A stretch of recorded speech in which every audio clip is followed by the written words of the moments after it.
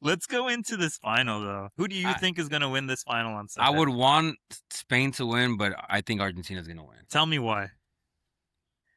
Like I mentioned earlier, Argentina just has they just have it. We've all played sports. Yeah, Argentina just has that aura to them where yeah. they could be down 1 or 2-0, and they're gonna keep fighting until the you know the game ends, Mm-hmm. and they're just gonna find a way. Yeah, I mean, you have guys stepping up from every single position. You're getting goals from Julian Alvarez now. yeah. Oh, he had a banger, too. Yes. That was a really nice goal. The I think their weak spot is their wingers, Agreed. but their midfielders are workhorses. Enzo Fernandez is probably the best center mid in the world right now. Him or Rodri. And then he goes to club and he looks entirely different. But Yeah. right now, He puts on the Argentina jersey and he just becomes, one of the best center mids in the world. yeah, I mean, there's no denying it. I think Pickford could have done more in his shot, I agree. but Yeah. it's gonna be interesting to see Rodri versus Enzo Fernandez. Yes. I think Spain's gonna try to dictate the game, but Argentina has dogs to win the ball back, which Mm-hmm. France didn't. So I'm gonna edge it out to Argentina. I think the score is probably gonna be 2-1. Okay. Um, very tactical in the first half. I think the goal is gonna open up the two teams, Yeah. and I think Argentina scores first. Messi is just on a whole nother level again. Mm-hmm. I mean, I think they're just gonna do whatever it takes to win. They play with no pressure. Yeah. They've already won 2 Copa Americas and a World Cup. So I said it before the tournament started.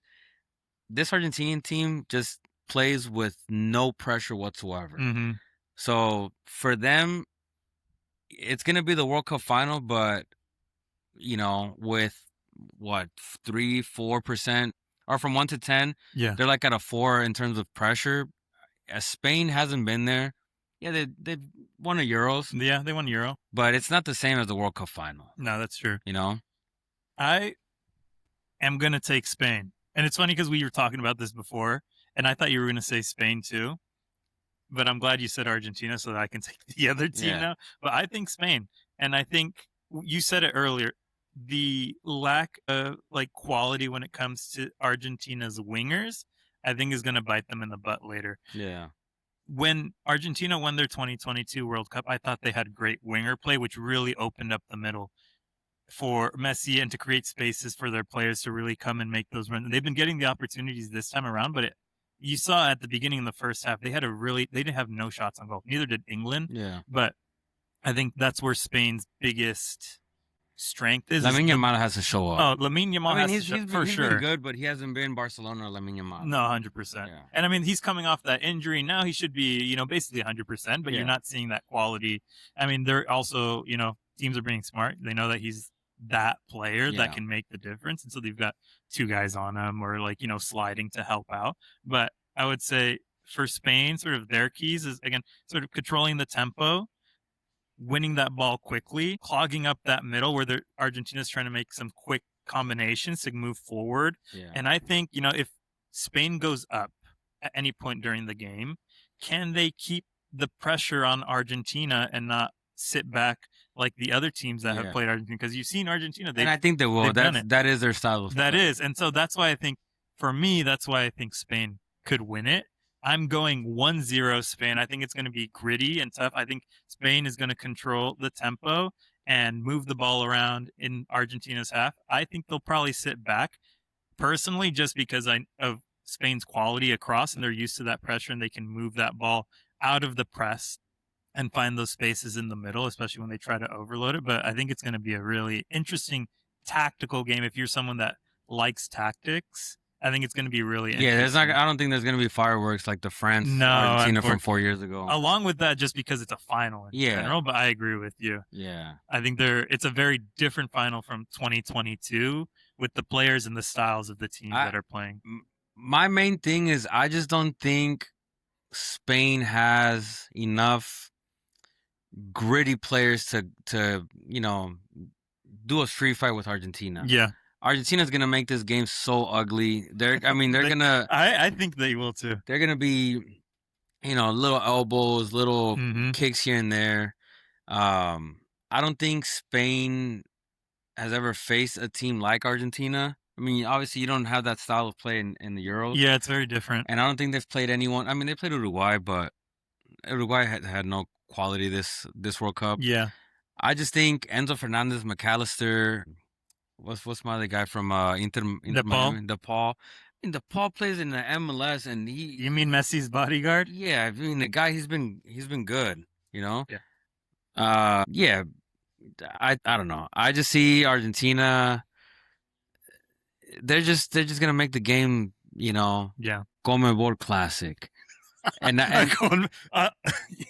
don't think Spain, you know, can win that style of soccer. I just don't think they have the players for it. For those of you who aren't huge into following football, this is your first time, or just don't really know in terms of styles of teams, CONMEBOL is very well known for having very gritty, hard-hitting games. Yeah. And in Europe, it's very tactical for the most part. Yes, you'll have some teams that will very park the bus, but yeah, very finesse. You know, you're moving the ball around, great technique. CONMEBOL, you can say in CONCACAF as well. They're either parking the bus, yeah, but it's hard. different. It is different. The quality in CONMEBOL is totally different. Yeah, across the board. The qualifiers in CONMEBOL, I mean, just from the stadiums. Yeah.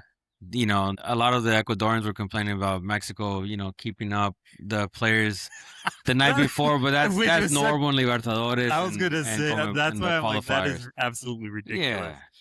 I mean, does it play a part? Maybe, but, you know, would Spain, how many games could they win in a World Cup qualifier? They would probably still qualify in CONMEBOL. But I think it'd be hard. Yeah, it's not the same. No, I think it would definitely take a toll on them more than in Euros. Yeah, and like I said, I think it's going to be 2-1. It's going to be very close. I think Argentina scores first, and I think they go up 2-0.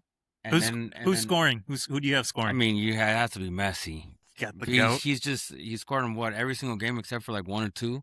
Yeah, he didn't score last game, but essentially in all of them. I think he gets a goal, and I think McAllister gets a goal. Okay, and you're going 2-1.